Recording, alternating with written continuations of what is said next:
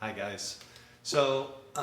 When you're working from home, let's go through some of the main considerations you might have as you're trying to figure out how you're going to work from home.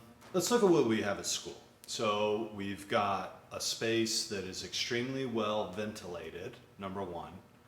Number two, we've got a space where we can store our chemicals safely. If we're going to continue to work with oil paint, you want to think about where you're going to keep your chemicals and how you're going to collect the waste. Three, we've got those great easels. And so I'm going to address those three areas primarily. So let's take ventilation.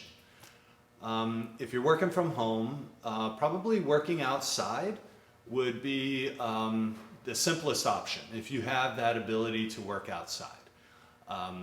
Patios, outside in the front yard, backyard, or something like that. If you've got that set up at home, if you've got that ability at home. If you've got a garage, that would be great. Also, the ventilation in your garage is probably a little bit better than your house because it's not as airtight. And you can open up the garage door or a side door or something like that, and you can get some cross ventilation. Even just cracking the garage door a little bit and opening up the side door would allow for great kind of cross ventilation, and you really wouldn't have to worry about anything. So those might be the simplest option if you've got those facilities. Not everybody has that. If you're working in an apartment or if you're in a smaller space, finding a place that is large enough and has some ventilation where you can open a window.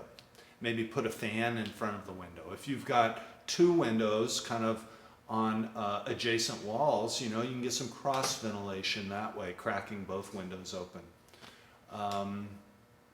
You definitely don't want to work in the bathroom. It's a real confined area, or in a closet or something like that. Real confined area, you don't want to do that. So even though we're working with chemicals that are odorless, that doesn't mean that there aren't fumes. It's just that we can't smell them. So we want to try to avoid the buildup of those fumes. So a space where you can get some ventilation if you're going to continue to work with oil paint. Some of you might choose to switch over to acrylic, and I get it. This project, the second project that we're working on, you could probably, since you may not be working in an indirect method, it might be easier to work with acrylic, and so that would definitely be an option for you. So the first thing, ventilation. Is your space well ventilated?